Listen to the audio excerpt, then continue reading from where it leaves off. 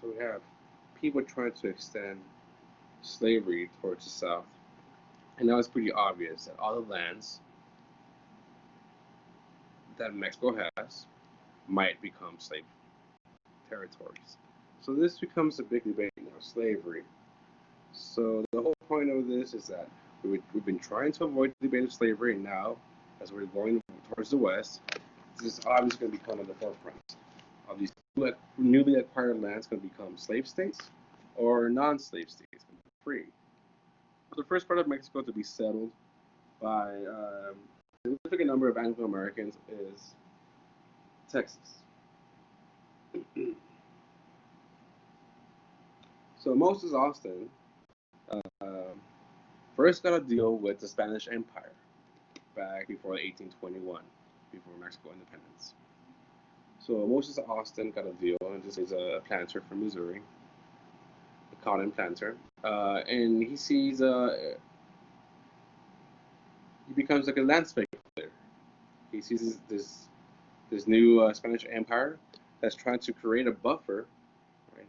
So this land over here in Texas, the borderlands between Texas and what is now the U.S. because of the Louisiana Purchase, is sparsely populated. There's very few people from the Spanish Empire that live out here in San Antonio, Texas, what is Texas y Coahuila, what it used to be called back then. There's very few people in the Spanish Empire there living under the Spanish domain. And remember that one of the main ways to claim and safeguard land is to sell it and to use it.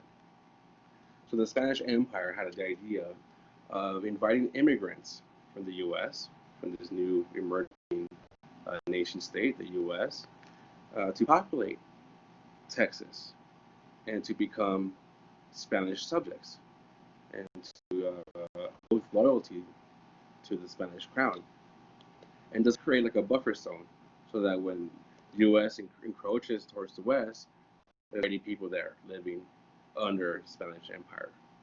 Lo and behold, 1821 hits, and Mexico gets her independence. Moses Austin dies.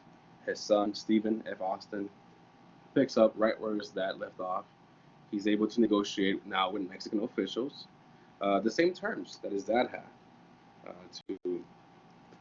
to bring a couple of families, about 100 families, and settle this area around the Brazos River. This was the border between what was the U.S. and Spain, or now Mexico. So now Spain is out of the picture, and now Mexico, 1821. 1810 is an important date, September 16, 1810. That was the beginning of the rebellion for the independence of Mexico. It took about 11 years to formally be independent, a nation state of Mexico. So we had these empresarios, that's what they were called, who were supposed to buy big tracts of land and then subdivide that land and sell it to families and settle this area. Not only are you going to be protected from the encroaching U.S. Nation states, but also from Indians as well. So this is a way for both the Spanish Empire and then the Mexican nation state, the country, to provide a presence in this sparsely populated area. There was already some Spanish-speaking individuals in these areas, and these people were called Tejanos. So you have the Tejanos, who are already what we call them today as Mexican. They were Spanish-speaking. They were first part of the Spanish Empire, and now they're part of the Mexican polity. And then the empresarios, who are coming from the U.S. To settle. They're immigrants, basically. Stephen F. Austin is one of the first ones to do this. And he makes a sizable amount of money doing this because of that. Pretty much all of these people becomes land speculators. There was some part of the deal for these empresarios. So if you're coming from Missouri or Tennessee and you want to settle in these really cheap Mexican land, and it's really great land. I've never been to Austin before. It's great out there, right? Hill country. It's fantastic out there. You had to do a couple of things. First, you have to become a citizen of the of Mexico. You have to learn Spanish. That's national language. You have to, if you're Protestant or some other denomination, you have to convert to Catholicism because that's the state religion in Mexico. And I think you have to be productive. You have to settle the area within a year or so. The big issue, though, is that the Mexican Constitution, since day one, outlaws slavery. And most of these people, the big empresarios at least, the ones that have the big lands that are coming from the U.S., were slave owners. That was the whole point, pretty much, of Moses Austin and Stephen Austin, to promote this land as an extension of the cotton industry, as a vanguard, actually, of the cotton industry. So this creates tensions between these empresarios who are dependent on slave labor and the Mexican government. And thus the Mexican government to, I guess, promote more immigration, they have exclusion to this area, some exclusionary laws that allows for slavery to be there. The whole point was that eventually, gradually, emancipation was going to happen. Well,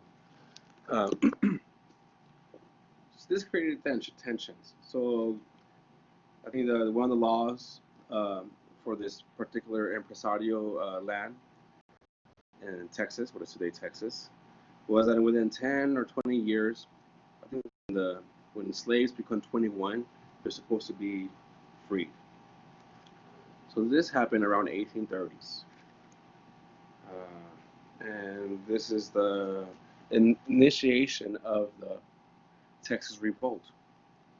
So these empresarios revolted against the Mexican government because basically they wanted to keep their slaves. They depended on their slaves for their cotton profits. This is part of the cotton industry here. The Mexican government sends this General Antonio Lopez de Santa Anna, and he sends a big army of like 4,000 men to squash this rebellion. So in 1835, in the middle of the winter, right, kind of catches these empresarios and Tejanos, right? So both these people, Tejanos and empresarios, at least the elite people, the elite ones, were benefiting from the slave labor of the cotton industry. So at this moment, Tejanos and empresarios are banding together to revolt against the Mexican government. 1835, midwinter, nobody's expecting for an army of 4,000 men to march up across towards Texas, and that's exactly what Santa Anna does. Catches people by surprise, these Tejanos and empresarios. On March 6, 1836, there's a famous little battle skirmish. Militarily, it was not a big deal, but it became this big symbolic event, the Alamo. And this happened in what is present-day San Antonio. And the Alamo was just a small little mission. It was supposed to be abandoned and blown up. But for some reason, 183 Tejanos and these empresarios decided to defend. And they all got wiped out. They all got killed by Santa Anna's troops. 13 days lasted this battle.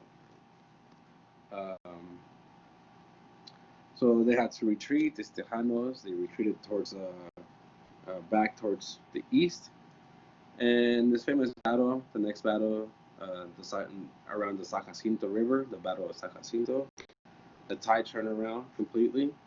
It was a big decisive battle for the Tejanos and these empresarios. And they won.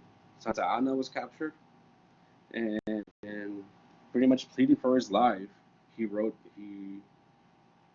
signed the treaty and gave Texas its independence. So now we have the Republic of Texas. This is in 1837, Battle of San Jacinto. So we have Sam Houston, who now has become president of this new Republic of Texas, and immediately they're asking for annexation for the U.S. to become a state. President Van Buren, he's the president during this time, and he's like, yeah, I don't want to deal with this. If I open up a can of worms, right? Obviously, the Constitution of Texas allowed for slavery. That was one of the main things that was obviously about Texas, that it was going to be a slave state. It was a haven, actually, for a while for slave owners, because you could actually, the transatlantic slave trade was not banned there. You could go to the port of, some ports there of Texas, you continued that. But anyways, Van Buren didn't want to mess with this, because it was going to open a can of worms, and he wanted to avoid all these sectional tensions between the North and the South. So this brings us to the election of 1844.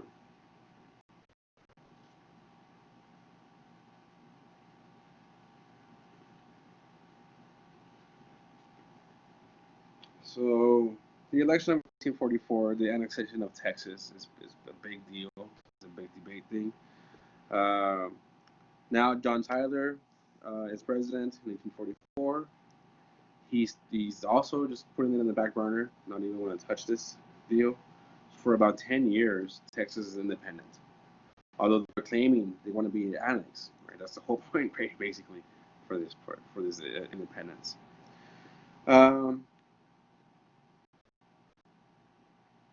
Finally, a Democrat, and Democrats are the supporters mainly of the slave states.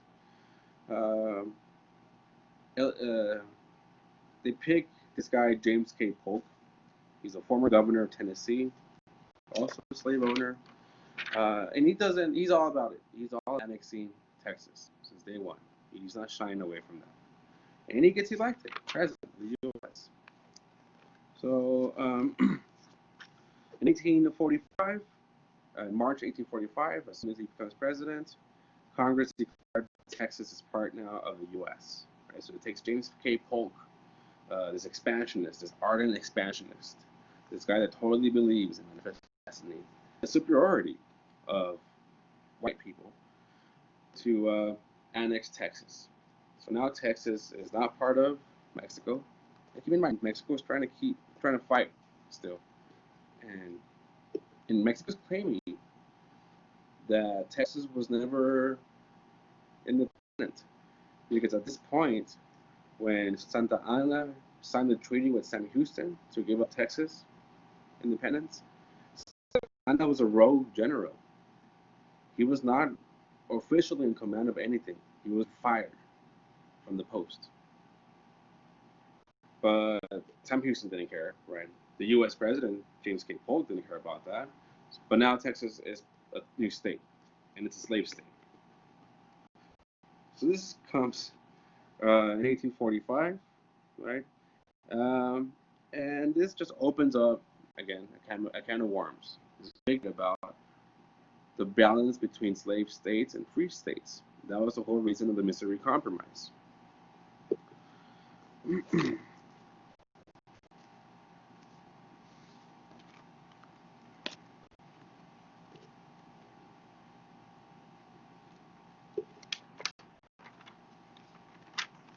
Let's see what is this.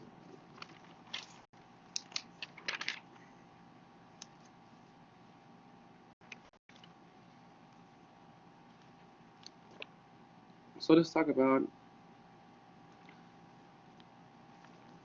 So now we have another balance of Texas being a slave state, and then free states.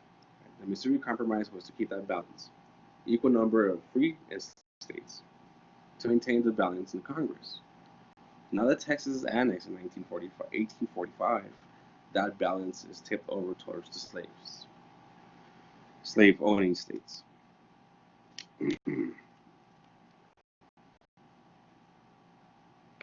So very quickly, um,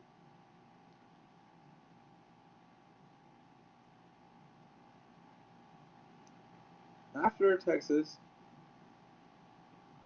pretty much the same thing kind of happens in California.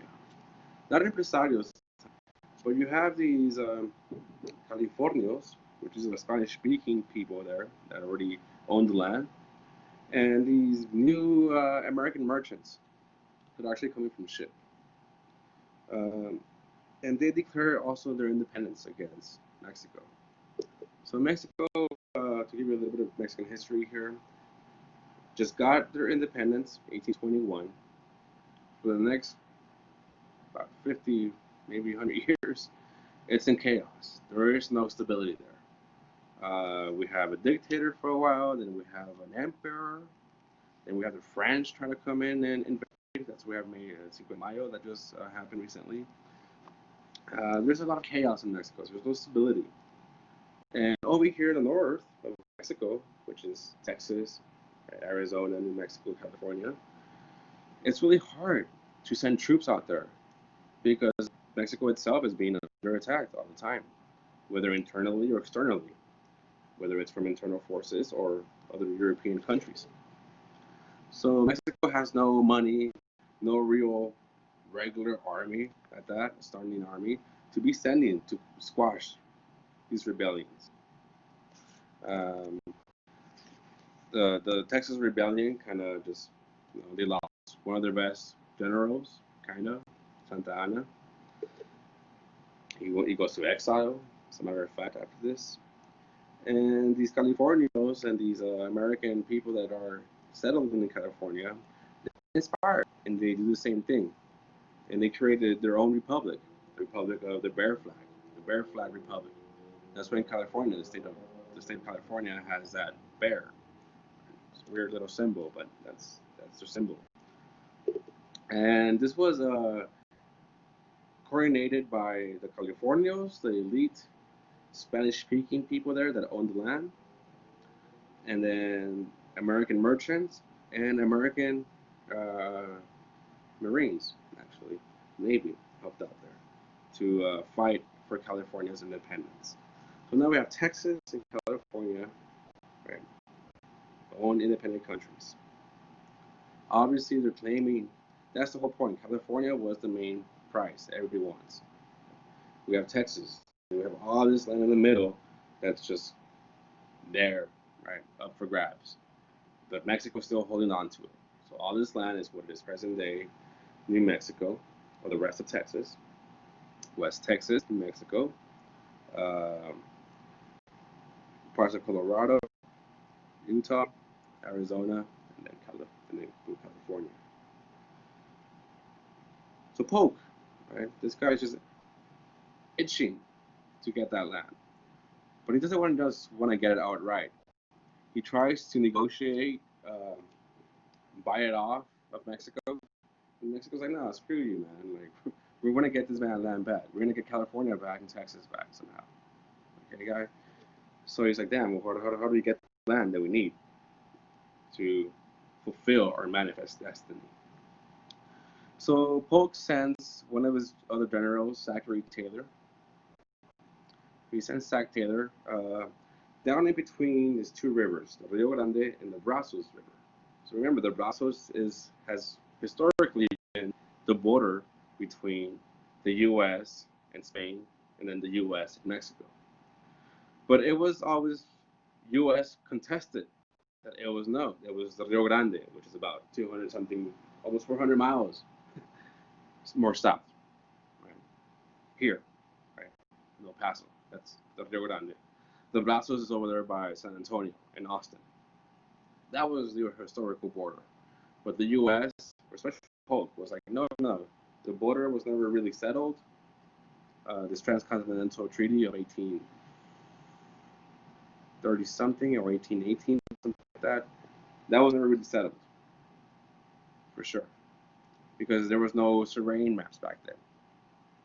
Now that we're exploring this area, and that we know there's two big rivers, not just one, either Polk is saying that the actual border is the Rio Grande, not the Brazos River. So what he does is that he sends troops in between this area. Right? Namely, he sends them to Corpus Christi, what is today present-day Corpus Christi, Matamoros. And he sends them there, Secretary Taylor, and Mexican people are already living there in this area. And Mexico, they always thought that the Brazos was the border. So Secretary Taylor goes into Corpus Christi, goes across the river, down the Rio Grande into Matamoros, and pretty much sets up a fort there. Sets up canyons, and the canyons are pointed south towards Mexico. One of his scouts, of Secretary Taylor's scouts, goes out to scout around and never comes back. A couple of days later, they found his body with his skull smashed in. And then another group, about 30 soldiers who are also scouting, are just going around the area, and they get killed by the military, the Mexican military. So Secretary Taylor sends letters to Polk, President Polk. It's like, hey, man, we're getting attacked here. What do we do? And Polk is like, oh, perfect. Now we have the perfect excuse to declare war. So according to Polk, the reason why we went to war against Mexico is because American blood was shed on American soil, although the soil was in Corpus Christi, which is contested land, which historically belonged to Spain and was supposed to belong to Mexico. But Polk was like, no, the border is the Rio Grande, and these Americans, we found them north of the Rio Grande. Thus, American blood was shed on American soil. So he gets the declaration of war by Congress, and in 1846, we declare war against Mexico. It's the so-called Splendid Little War, as Polk called it. So the Mexican War is the way that North American scholars called it. Scholars from like Mexico and Latin America, we call it the North American invasion of Mexico, because that's pretty much what happened. We basically just invaded Mexico to get all that land. So 1846, war breaks out, and there's a couple of different fronts of war. Not everybody is for the war. It was a big debate against that. It's a big controversy. For example, Abraham Lincoln called out President Polk. Abraham Lincoln was part of the U.S. Representatives at this time, and Abraham Lincoln was like, it's a so-called spot debate. It was like, well, show me the spot where American blood was shed on American soil. You know? So these Whigs, right, which was Northerners, politicians like Abraham Lincoln, they were against the war. But once it passed Congress, they had to fund it. I think one of the quotes that Abraham Lincoln says is like, you know what, guys, I was actually against the war since the beginning, but now that we're dragged into this war, I'm going to fund it. I'm going to vote for funding, because I'm not going to leave our boys out there to die. So this ambivalence of Abraham Lincoln, right, with this Mexican-American War. Henry David Thoreau, one of the transcendentalist writers that I talked about in the last chapter, was totally against the war. He didn't pay his taxes, got sent to jail, and it was because of that. He didn't want to fund the war against Mexico. So not everybody was for the war. It was a big controversy. Many people saw it basically as just expansion of slavery. So the war has a couple of different fronts. You have an amphibian assault, if you want to call it, from Veracruz. Well, actually, they land in Matamoros, then they land in Tampico, And this is Winfred Scott and Zachary Taylor. So Zachary Taylor goes from Matamoros. He's already there, right? And he goes inland into Monterrey. He captures Monterrey, and then he goes south inland. Uh, Santa Anna is called back into action from exile to try to do something for the Mexican government, Mexican army. And there's a big battle right outside, I guess, around Monterrey, in Buenavista. And Taylor just kind of defeats Santa Anna. Taylor goes all the way down to Tampico. He meets up with Winfred Scott.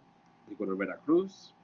And they take the same route that Hernan Cortez took to conquer Mexico, like about 200 years before that, right?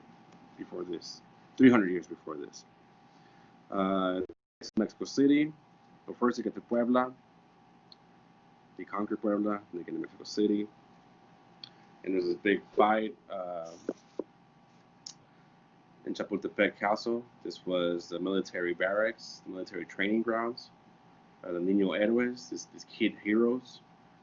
Kids around 16, 15 years old, very young kids, fought to their death against the American Empire here.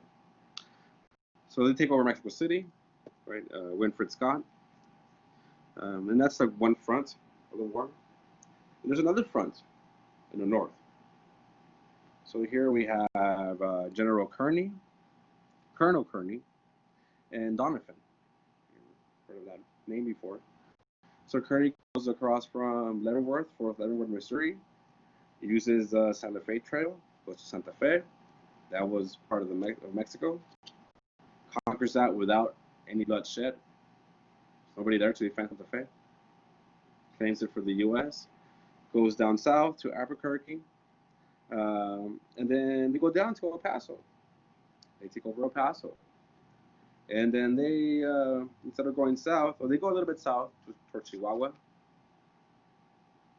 but then they go west across the Gila River into Arizona and then into California. Over there, they meet up with the U.S. Navy. The Battle of San Pascual and San Gabriel in California pretty much just conquers all of Mexico, all the way from Mexico City, all the way to the north. So that was one of the big. So now we have the treaty to win the war, U.S.-Mexican War, the Treaty of Guadalupe Hidalgo, 1848, February of 1848. Part of the war, the treaty stipulates that the Rio Grande is going to be the border, and then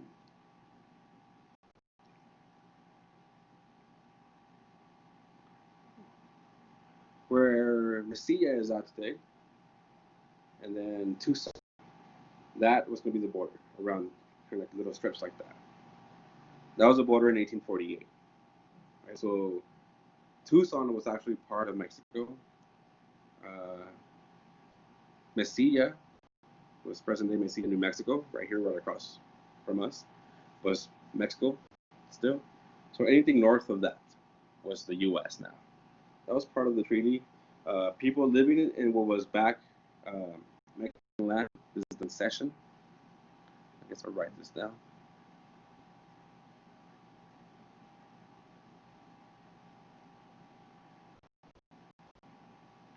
People that were living in this area, the land that was ceded by Mexico as a result of losing the war.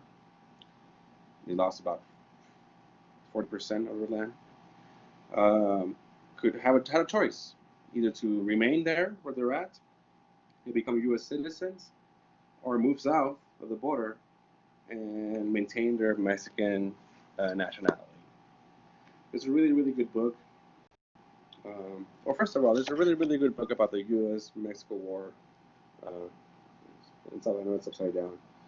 But this guy is Ernesto Chavez. I have no relation, so we share the last name. But he's actually from Utah. He wrote this really, really short little book. And it's really cool because it has actual documents, primary documents as well, about the U.S. war with Mexico. But there's other good book too, called Border Dilemmas. It talks about what happens to these people after this border change. Basically, from one day to the next, they become U.S. citizens. They become U.S. nationals. Right? And it's interesting because, like I said, in 1848, the border was above Mesilla and above Tucson. And then in 1853, we had a Gadsden Purchase. Now that now the Gila River becomes the border, and Mesilla becomes American, and Tucson becomes American now. So what happens to these people? And the book Border Dilemmas talks about that, about the dilemma of what citizenship to use. Needless to say, this part of the treaty was not really respected. Spanish-speaking people that chose to become and stay and become U.S. citizens were treated like second-class citizens. Most of them lost their land titles because they didn't understand American legal systems, or because they just didn't have land titles. They were just used to just traditionally accustomed to being there in their lands. So all these Anglo-Americans come in, and via a combination of violence and legal machinery or chicanery, slowly the elite, even the Tejanos and the Californios, lose their land into Anglo-American land hands. And basically, this is the birth of Mexican Americans. This war here. A lot of people, it's like the Hawks, the expansionists, were advocating that the U.S. should control all of Mexico, not just up to the Rio Grande and the Gila River. That we should pretty much just incorporate all of Mexico and make it a new slave state. But a lot of people were like ambivalent about this because they didn't want to incorporate all these brown folks and make them U.S. citizens. So one of the main reasons why we didn't just invade it and just take all of Mexico land, including Mexico City and all the south, Yucatan, was because we didn't want all those brown folks to become U.S. citizens. It was going to taint the U.S. character. Right? So we just need with the north. We just need all the way to California. That's all we need. And it became a white land. So that's why a lot of like Chicanos, right, always say that we didn't cross the border. Right? The border crossed us. And there is some historical truth to that claim. So this creates a Texas borderland. Texas, the Southwest, this new Southwest borderland.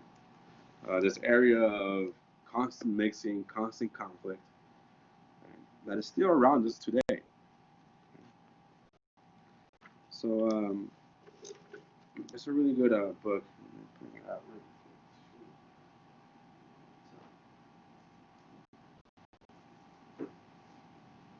This guy is professor at the University of Texas at San Antonio, Armando Valerio Jimenez, River of Hope. And he talks about that, about how these people that live on the river, before the U.S.-Mexico War and before the Treaty of Guadalupe Hidalgo, they were used to going back and forth because that was not a border back then. And then overnight, basically, that becomes a border.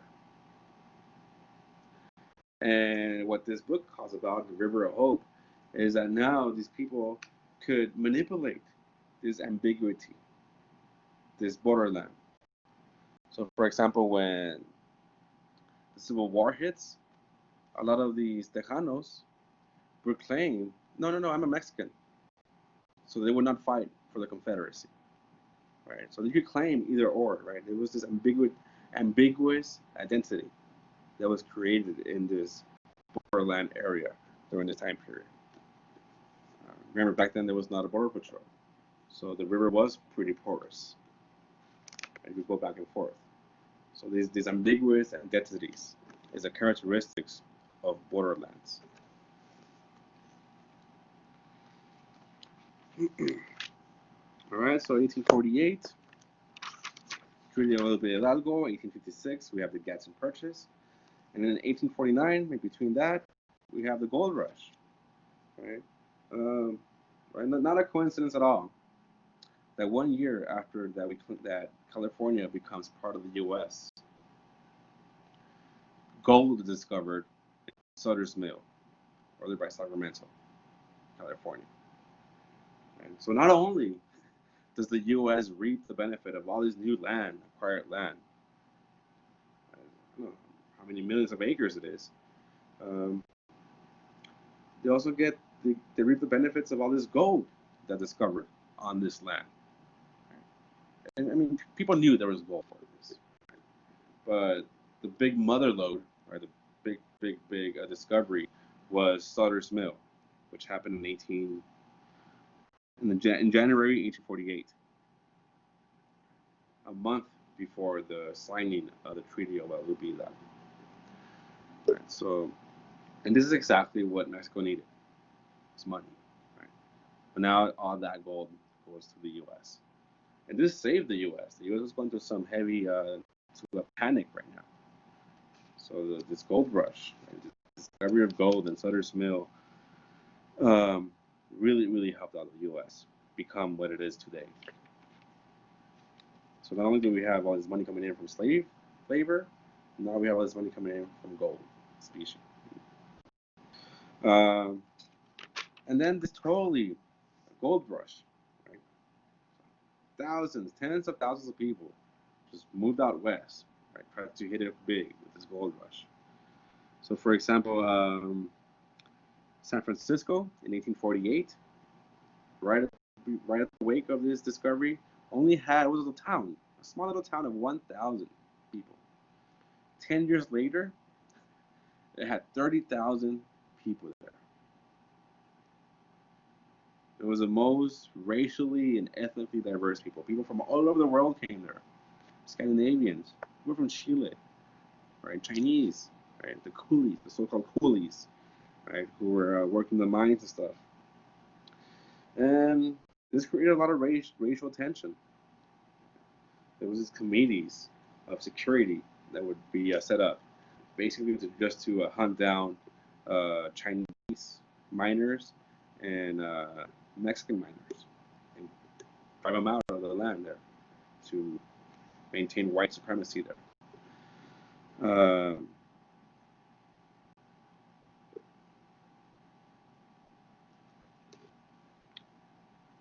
So even though California was technically a free state, it was admitted as a free state to maintain that balance with Texas. It was still a pretty big indigenous Native American slave economy going on, as domestic servants and stuff like that. All right. So now California becomes a jumping ground towards the Pacific. That whole point of gaining California, even before we got Texas and these other Mexican lands, it was to open up trade with China. So not only did we get commercial trade with China opened up, we also opened up Japan. For hundreds of years before this, Japan was isolated, closed off. I think there was only one port in Japan, and I think it was for the Dutch that were allowed to trade with them, very minimally, like once a year or so. We were very isolated, Japan. But now that we have California, we could launch expeditions from San Francisco and explore the Pacific. And that's exactly what we did with Commodore Matthew Perry, who was a son of this famous veteran of the American Revolutionary War. But anyways, War of 1812, I'm sorry.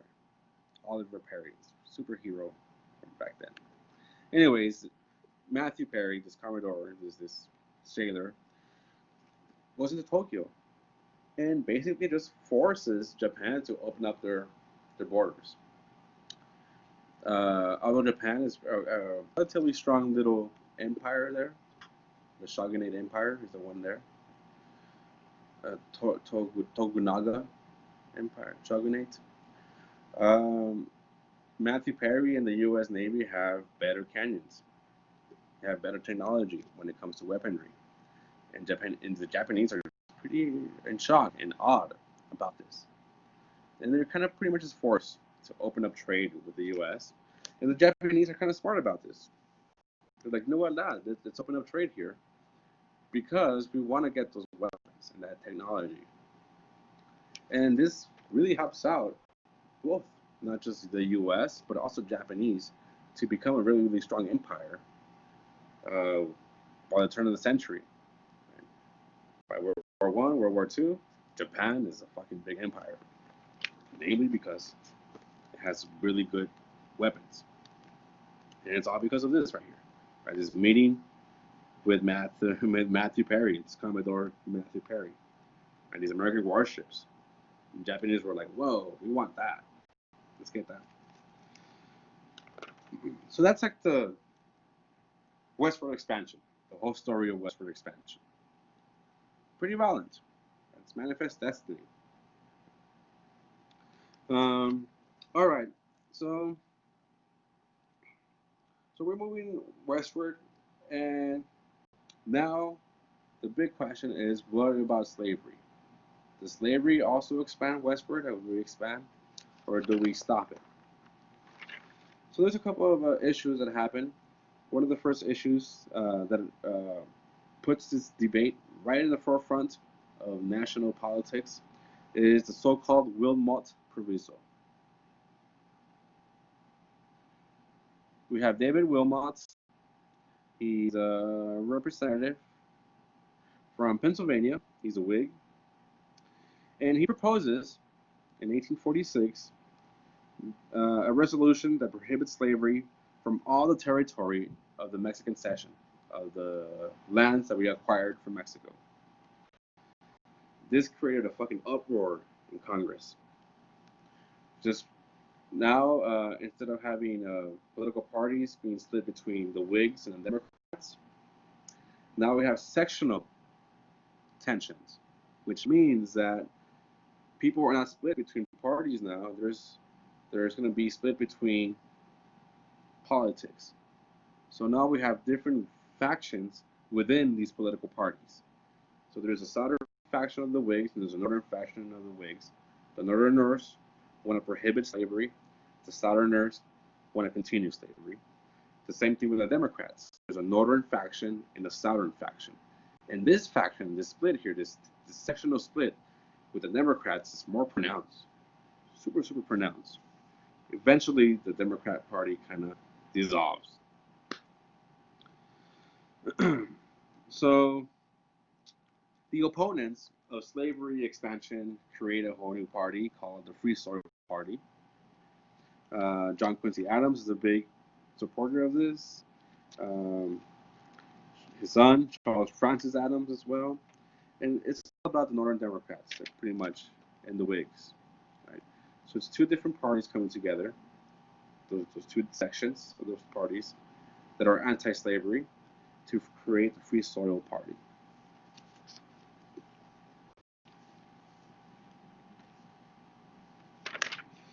So they just wanted to prohibit the expansion of slavery, and they wanted to get rid of what they called slave power in national politics in Congress, which was kind of true, that Southerners controlled the presidencies for most of the time here, and the Supreme Court and the Senate.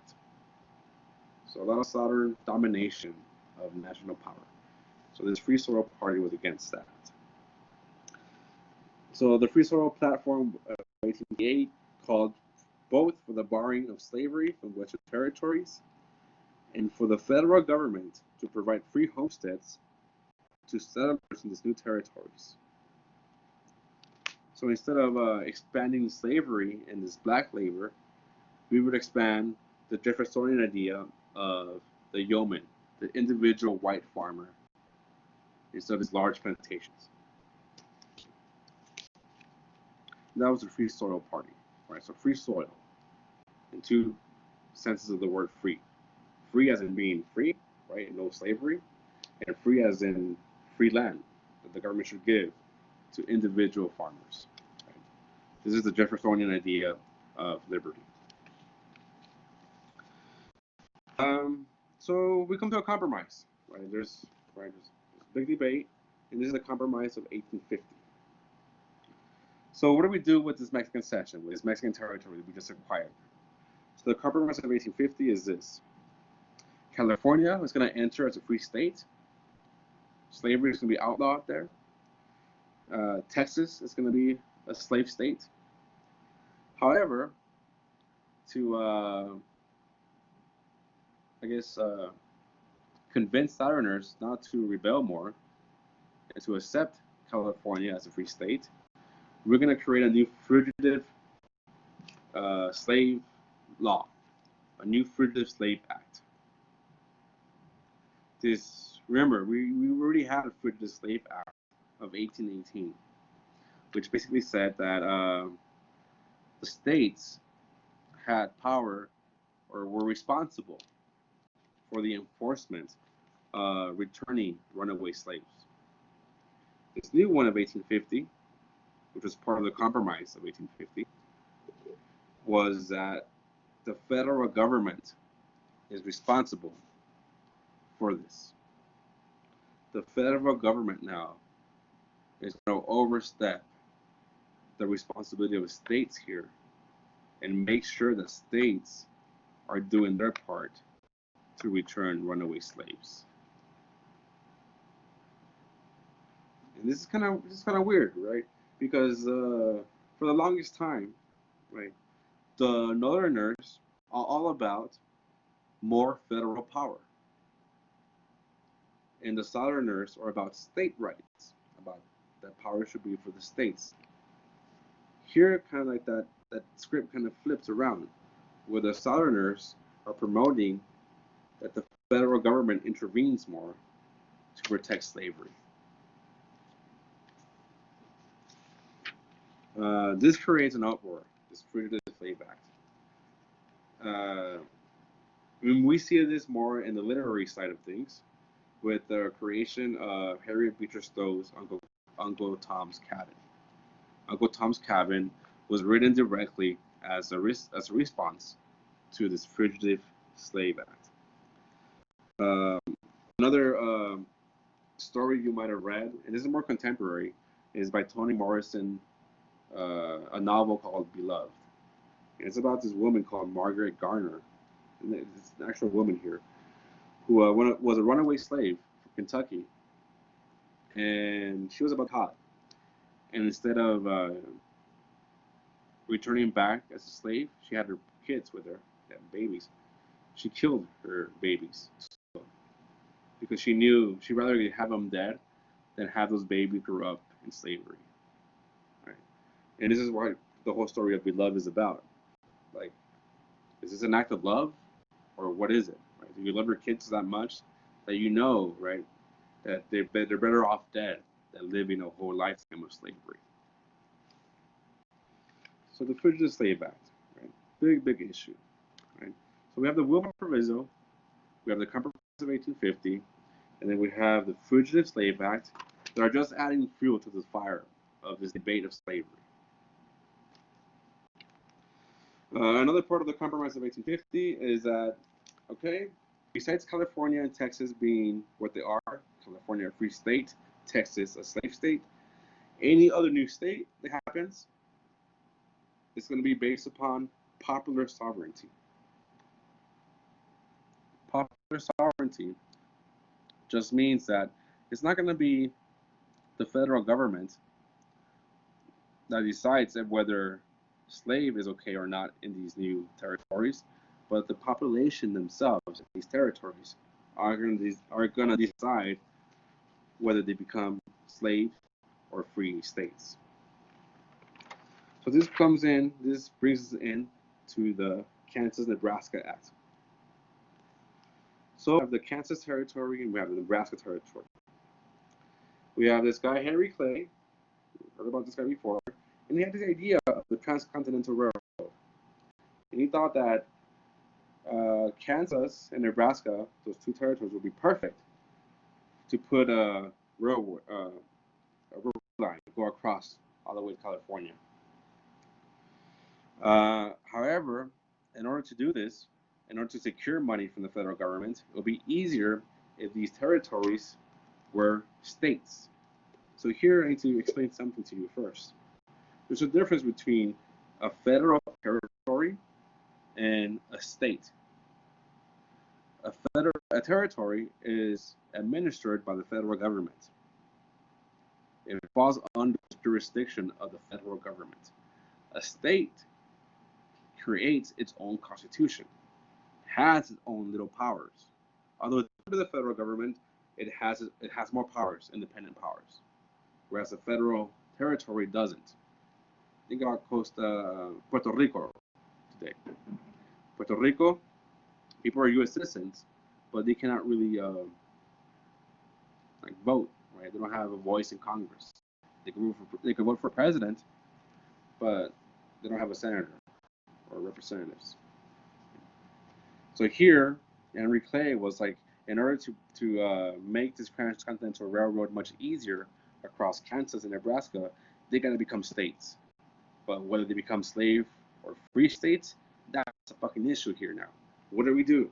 So now we have the Kansas-Nebraska Act. And basically is this: popular sovereignty. Leave the people decide whether it's slaves or a free state. What happened though is what became known as Bloody Kansas. All these people from the bordering states, like in Kentucky, Tennessee, that were actually slave owners and pro-slavery, on the day of election to decide whether Kansas was to become a slave or free state, they went in there illegally and voted for slavery.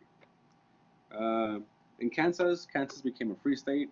Nonetheless, Nebraska also became a free state to the behest, right, of these ruffians, border ruffians, as they were called. These people that were from these border states, slave states, that went into Kansas and Nebraska to vote for slavery. And this created like a little civil war called Bloody Kansas.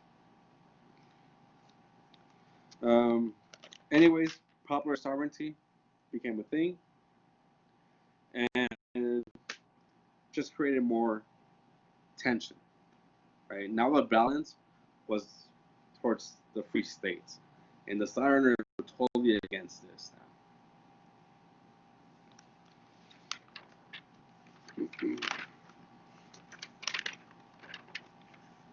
So, bleeding Kansas, bloody Kansas.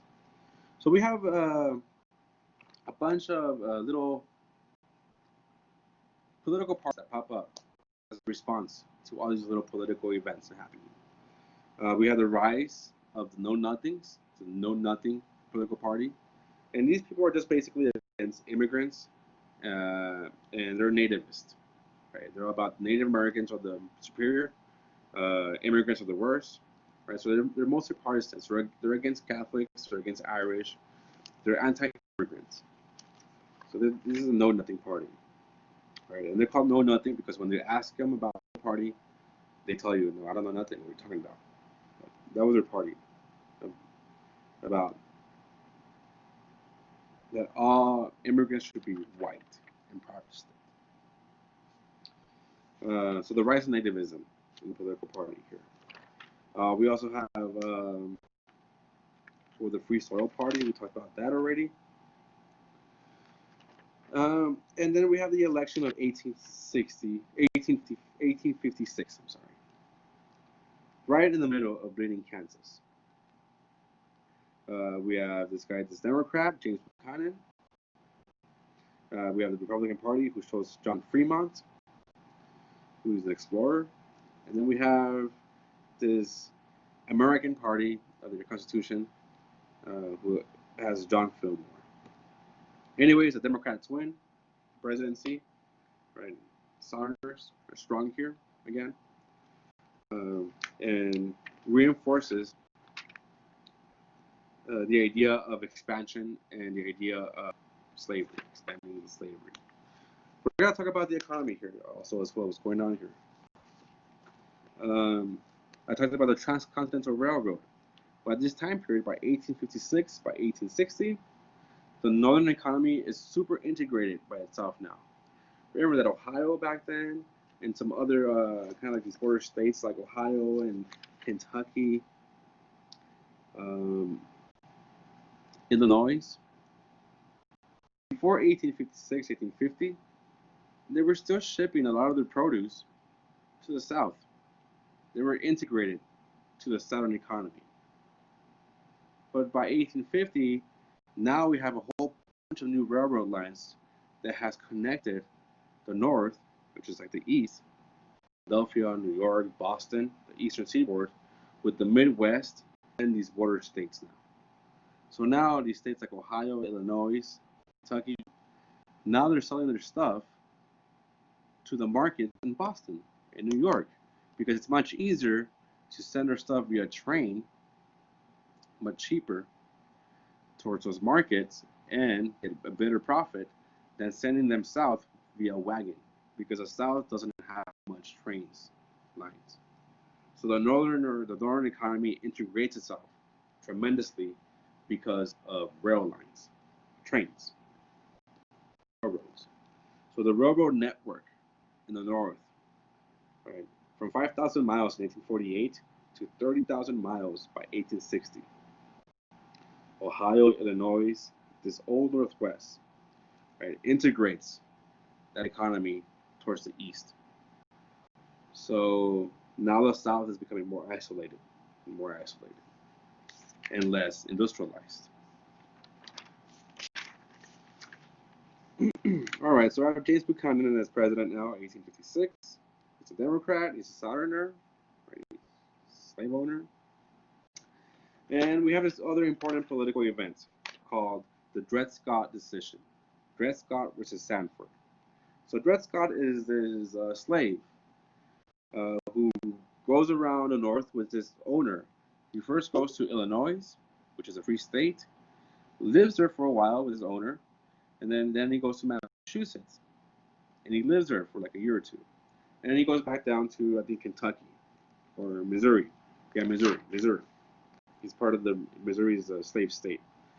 In Missouri, he sues for his freedom, saying that, you know what, I live in these free states, thus I should become a free citizen. So, anyways, long story short, the Dred Scott case goes all the way up to the Supreme Court.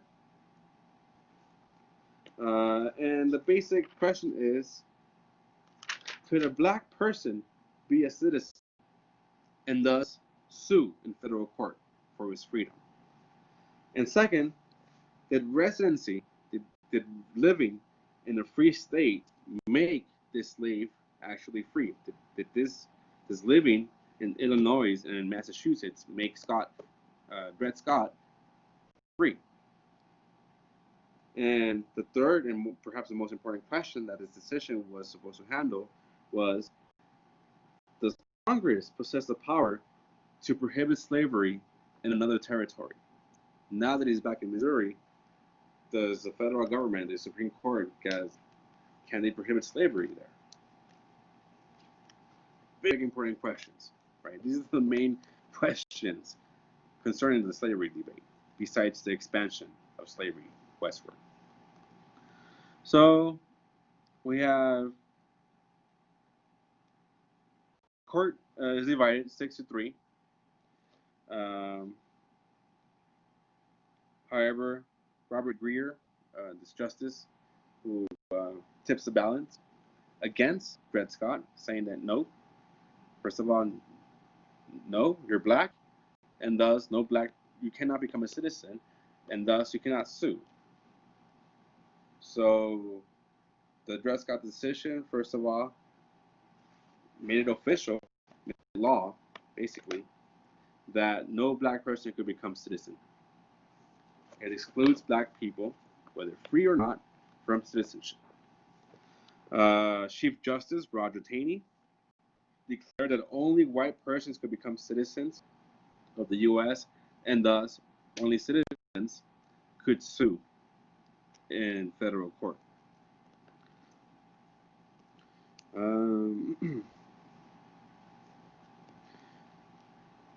Taney also declared that Scott had to remain a slave, that the federal government has no right to interfere with the law of Missouri, with another state.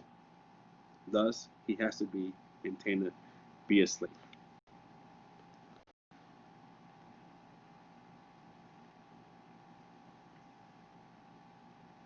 Basically, what happened here, this decision kind of repeals the Kansas-Nebraska Act of popular sovereignty. And this Dred Scott decision not just takes away the right of citizenship to black people, but it gives the expansion of slavery a green light.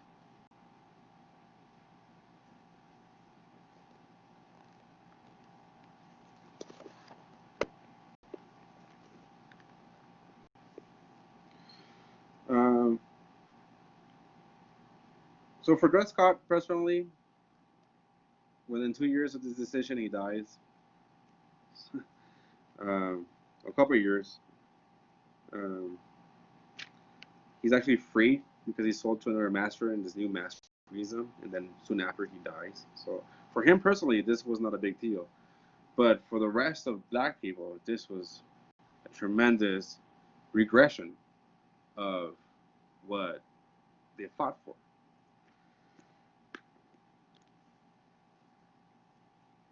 So we have that, the Dred Scott decision. So obviously people in the North are pissed off about this. And what it goes to show is that, wow, most of the presidents are slave owners and from the South. So the presidency is controlled by slave power. The Senate is controlled by slave owners, by slave power. I don't know if I mentioned about this issue here, but one of the debates, slavery in the House of Representatives and Congress, there was this guy, Sumter, who went up and was bashing against slavery, how bad it was and how just on four grounds. And this one guy from the South got his cane and beat the shit out of him. And unconsciously beat him out, Sumner. For 3 years, this guy was didn't go back to he beat him so bad. I forgot the name of the southern politician, but he beat the shit out of Sumner so bad, this northern politician from Massachusetts, that he didn't go back to work for 3 years. And the Massachusetts, as a protest or a symbol of how barbaric the southern politicians were, left that seat open to remind people that Southerners are just barbaric, that they turn to violence. So there's a big debate in this. This is like actually big debate going on here.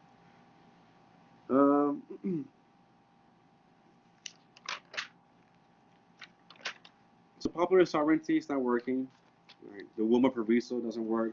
The Dred Scott the Dred Scott decision firmly stipulates that black people are inferior to white people, and they will never become citizens.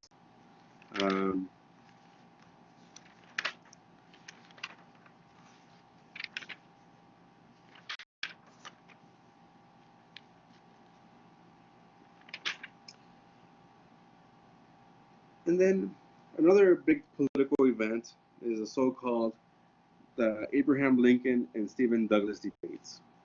So Stephen Douglas has been this politician, very well known, very liked, who's been pushing this compromise of popular sovereignty that leave the people of the territories decide whether slavery is expanded to their states or not. He's from Illinois, and in 1858, he challenged for his Senate seat by this very young, up-and-coming lawyer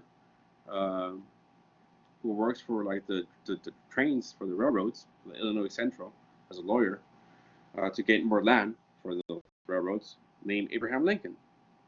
So Abraham Lincoln, he sees what's going on, and he disagrees with the expansion of slavery. He sees that popular sovereignty the idea that Stephen Douglas is promoting is not working.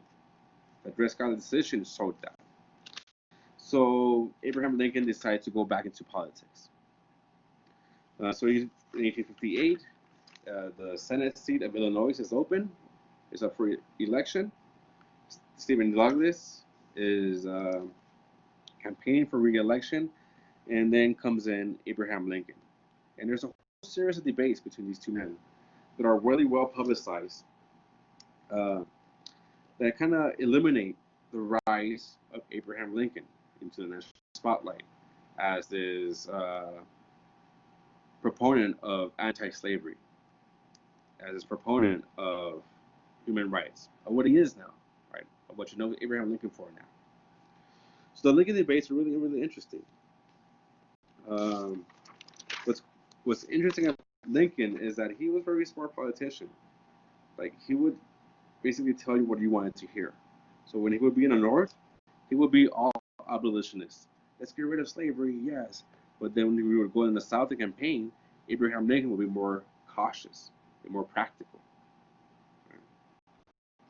So we see the rise of Abraham Lincoln with these debates. And long story short, he wins the debates, basically, and he wins that seat, the Senate seat. And this is like his stepping stone towards the presidency. And this is also the rise of the Republican Party.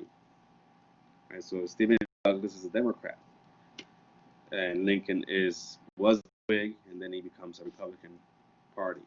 So the Republican Party here is created in this time period, solely based on the abolition of slavery. That's the whole basis of the Republican Party. So remember, I told you that the Democrats split between the North section and the Southern section. The Northern section, they split off and they merged with the Whigs, and they created the Republican Party.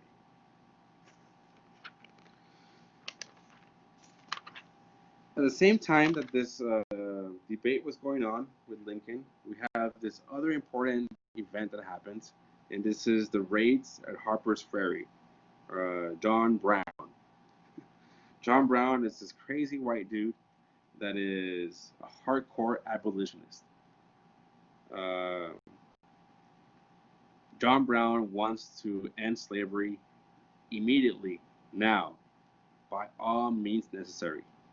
If it takes violence, it takes violence. And that's what it took for him.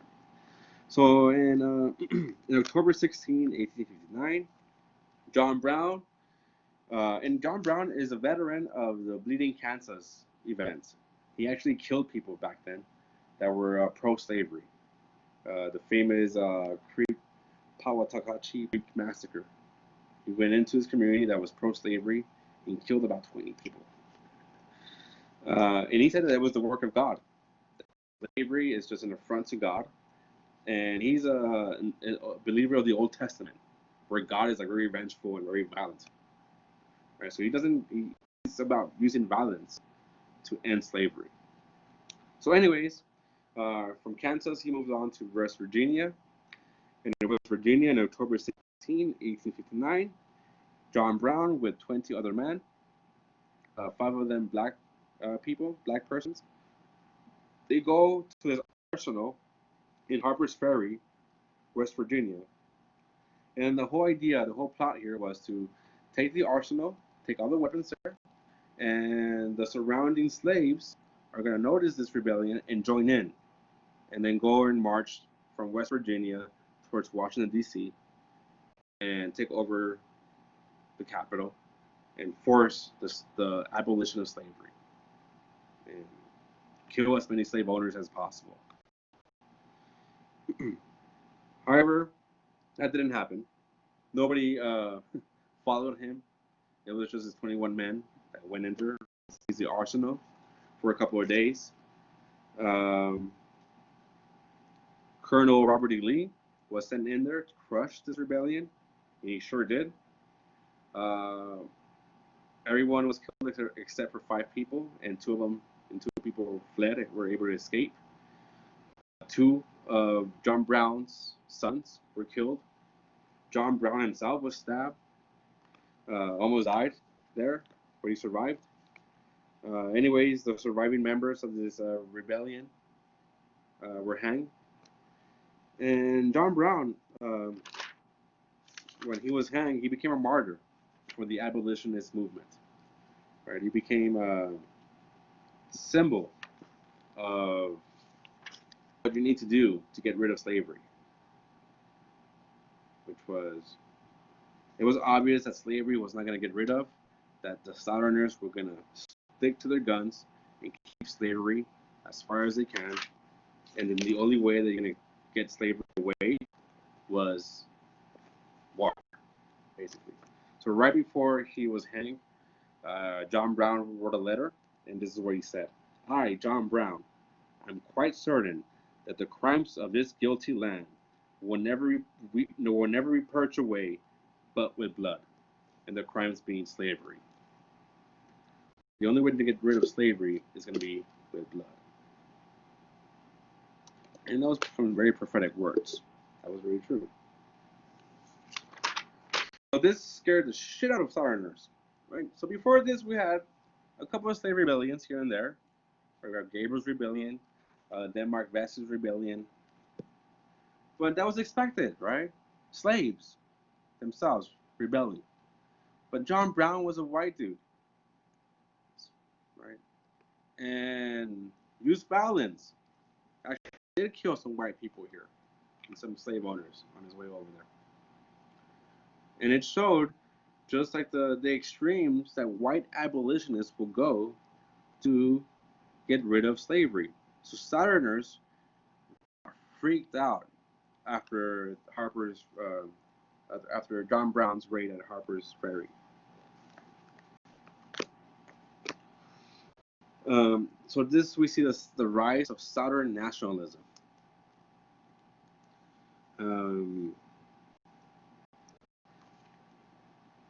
Now we see Southerners being like, you know what? Yes, slavery is our right. Slavery is our life. We need slavery now. It just after Harper's Ferry, it just polarized Northerners and Southerners even more than ever. There was a split between the Democrats that created the Republican Party, as basically that's a result of this Harper's Ferry raid. And then we have the election of 1860. Abraham Lincoln is nominated as president. As the front runner for the Republican Party. And we have this whole bunch of other people running in the South. So I think like 3 different other people running for president in the South. As a matter of fact, though, in the South, Lincoln's name wasn't even put on the ballot. However, he won that election in 1860. So we have Lincoln, we have Breckinridge, who's a Southern Democrat. We have Bell, who's a constitutional unionist. And then we have Stephen Douglas, who's a Northern Democrat. So the Democrats are running with 2 different factions, the South and the North. So they split the vote there. And then there's a new party, the Constitutional Union Party, and all they wanted was unify the Union. Right. Long story short, nobody gets the popular vote. But Lincoln does get a big majority in the electoral vote.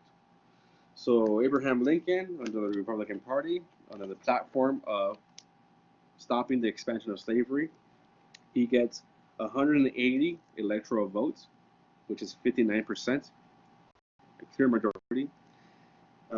Whereas Breckinridge gets 74 electoral votes, Bell gets 39, and Douglas only gets 12. Even if you put these 3 together, Lincoln still wins the electoral vote. And that's the one that really determines who's president. However, none of the southern states neither voted for Lincoln. None of the electors from the southern states voted for Lincoln. Like I said, Lincoln was not even on the ballot on these southern states. So the Southerners were like, how can Lincoln become president and we didn't even vote for him at all? Wasn't even on the ballot. So with that also vote, in 10 of the Southern states, Lincoln was elected the nation's 16th president.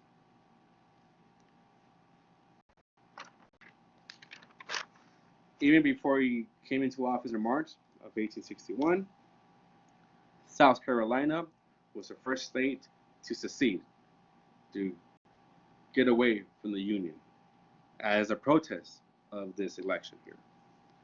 So that's not a surprise. South Carolina has always been the main one that's defending slavery. Remember John Calhoun? He's from South Carolina. So the Declaration of the Immediate Causes of Secession. So the first and longest complaint against the U.S. was against the free states' interference with the fugitive slaves. That the free states were not doing their bargain of the Fugitive Slave Act and returning fugitive slaves, which is true. A lot of fugitive slaves, once it reached like free states like New York and Massachusetts, the people helped them escape there, even though that was against law. So on December 20th, 1860, South Carolina is the first state to leave the Union, to secede.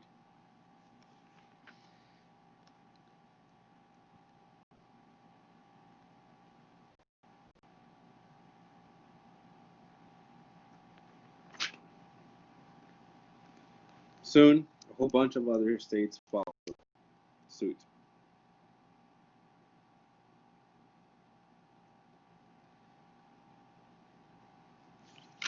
So even before March 4th, 1861, when Abraham Lincoln officially goes into the White House, we have 7 states in the South that form the Confederate States of America. They adopt their own constitution.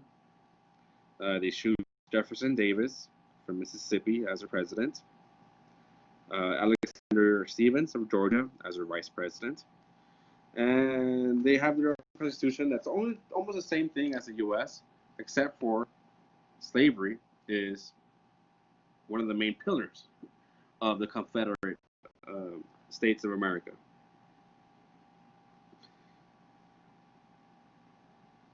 And this is what the Vice President Alexander Stephens said: the cornerstone of the Confederacy was the great truth that the Negro is not equal to the white man, that slavery, subordination to superior race, is his natural and normal condition. That was the cornerstone of the new Confederacy of the Confederate States of America, that the Negro belongs as a slave.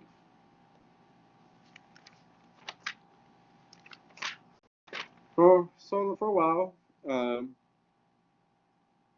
he tried to be conciliatory in his inaugural address. Right, he was saying that, you know what, in your hands, my dissatisfied fellow countrymen, the Southerners, and not in mine, is the momentous issue of civil war.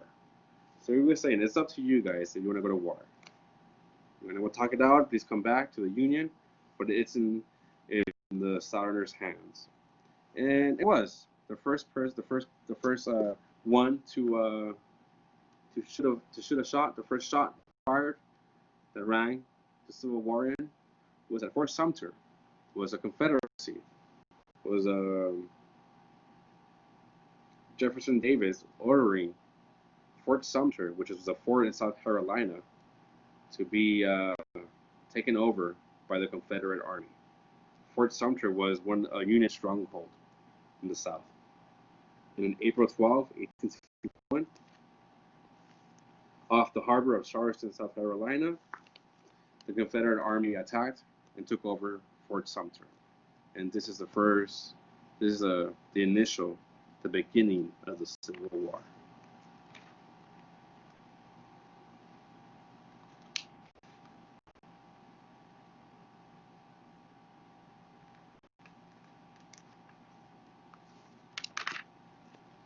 we'll talk about the actual Civil War for the next lecture. Less so about the actual battles. That's you could find that anywhere really. And more about like the politics of what's going on there. So the next chapter, chapter 14, is the Civil War. The so-called first modern war, the birth of freedom, new freedom. And yeah, good. All right. So for this chapter, we talked about just namely what events led up to this. All right. Stay safe. And we'll see you around.